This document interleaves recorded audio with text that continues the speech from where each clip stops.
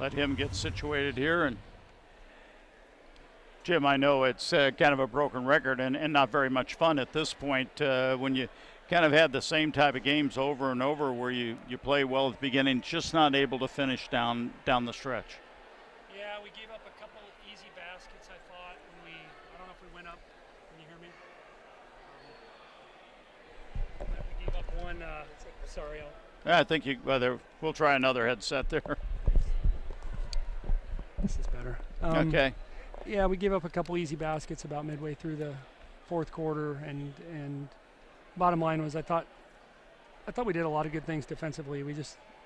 There were some rebounds that we didn't finish. There were a lot of balls that we had in our hands or tip out of bounds, goes back to them. I mean those play in a 53-51 game, those plays are huge because we probably lost, I would guess, close to 5 possessions on that where we had a defensive rebound and didn't just finish it. And then they made us guard a lot of clock. And, Thompson made a couple big plays. We had a big turnover there with about a minute to go. I probably should have used a timeout. But, when you're struggling, every time I looked at the stat sheet past the first 10 minutes of the game, it was almost identical. I mean, neither team could make a three and didn't maybe attempt as many, although we did.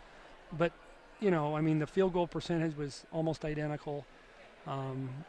We just didn't create any separation at any point. And it was a grinded-out game, and probably the team that had won the most was a little more confident at the end, and maybe the team that had a little more identity, and that's, a little bit of again, missing Marissa. But MC was strong again, I thought, and Jade obviously had a good first half, and Audrey kind of got going there in the second half a little bit. But just overall, we got, I keep telling them we got to play without Bree and Marissa. Our margin for error is smaller, and we were closer, but not good enough.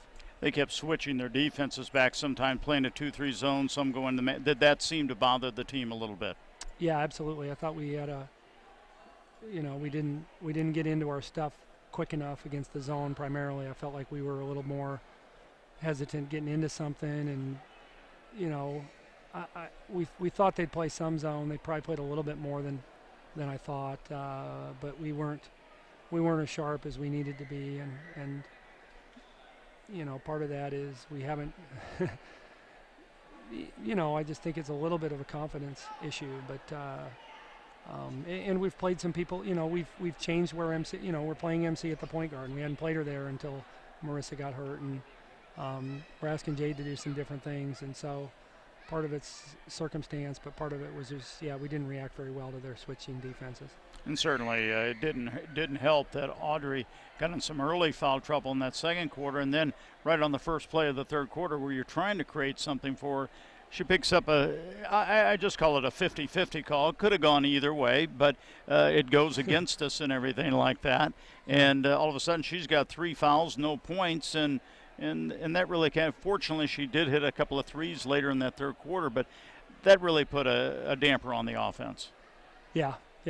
I mean, when you know how it is when you're not going well, those things go against you, and when you're going well, those things maybe get. But yeah, it was unfortunate that we sat her the last 5 minutes of the second half or the first half, and then I wanted to get her going. We ran a play for her to start the half, and I thought she made a good play and didn't get the call.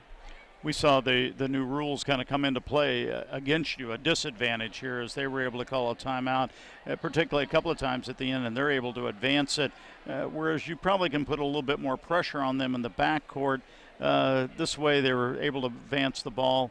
Did you ever give consideration to asking Lauren to miss the free throw, the second free throw?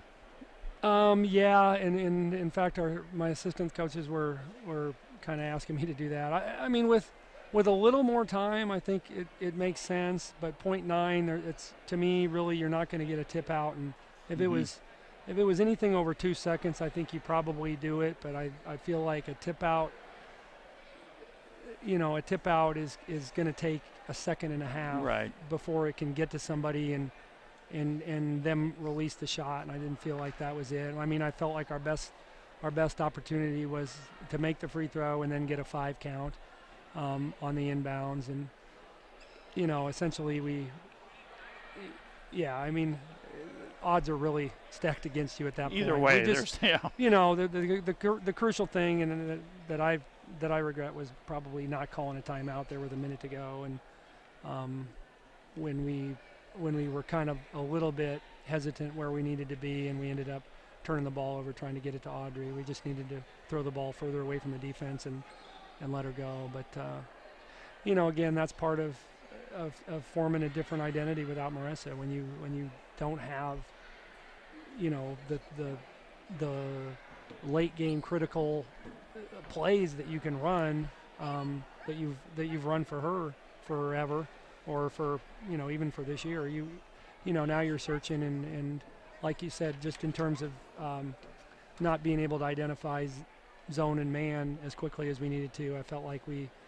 just lack a late game identity, and that's going to take some time. And I think one of the other things, you take two bodies out of the lineup, obviously it makes you're more physically fatigued, but sometimes it's even mental fatigue. And we see in the first half, you make 2 turnovers, second half 9 turnovers. That's, certainly not what you want, but it's going the wrong way. You want to be able to cut down on turnovers and everything. So maybe even the mental fatigue late in the game, just making those mistakes you wouldn't normally make. Yeah, I mean, I thought their defense, they picked up their defense at various times, and we got sloppy the first couple possessions of the second half. We just didn't get, the start that we needed to. We were, you figure we were up 6 with a minute to go in the first half, and then all of a sudden we're down 5, a minute and a half to 2 minutes into the second half. So that little stretch was huge. I mean, not giving them, but they earned the last 4 points of the half, and then they started the second half 7-0 or 5-0, 6-0, yeah, 6-0. So I mean that was a big stretch. Well, I know you got a little bit of time, finals week and everything. Do you get ready for your in-town rival, UNO? Certainly looking for that. Maybe a little bit of time off here is probably what's needed. Yeah, absolutely. Our players need some time to get into their finals, and that I feel bad from a scheduling standpoint that we've been on the road, because I mean we focus on the basketball. Obviously I focus on the basketball part of it, but like we've been gone a lot, and that just puts a lot more anxiety on them in terms of what their academic demands are at this time of year. So although teachers seem to spread it out over 2 weeks now, they don't. A lot of our players have had stuff this week, and then they'll continue next week. Flan, thanks for being with us. Good luck next week against UNO. Thank you. Jim Flannery here, and we'll get the headset back over here to Rachel. And Rachel, you and I kind of summed it up, and Coach Flannery kind of confirming what we already kind of thought. This is a team that probably needs a little bit of time off, just mentally and physically, even though they're going to have to take finals. That's mentally going to challenge them, but probably just need to get a little bit of time away here, and during finals week, not as many practices, maybe just getting away from basketball a little bit. Well, they're definitely a team that's in search of an identity. They've lost some key players.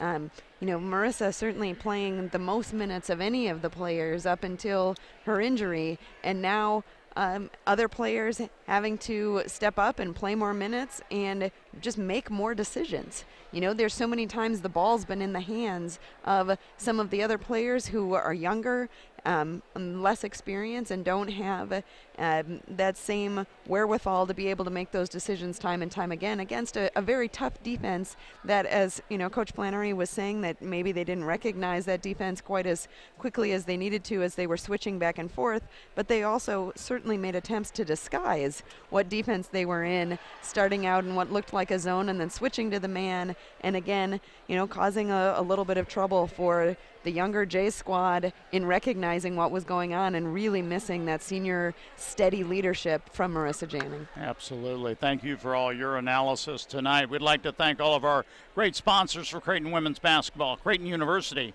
Cocoa Key Resort at Ramada Plaza, Complete Nutrition, Creighton Federal Credit Union, Subway, Fernando's, Lamar Outdoor Advertising, Dr. James Bimbo Petro Dental Offices, the Omaha Chamber of Commerce, and Vintage Financial Group, a NABCAP Advisory Award winner. So for Rachel Hausman, this is Brad Burwell reminding you once again, the Jays drop a tough one here tonight to South Dakota State, 53-51. Until next Sunday,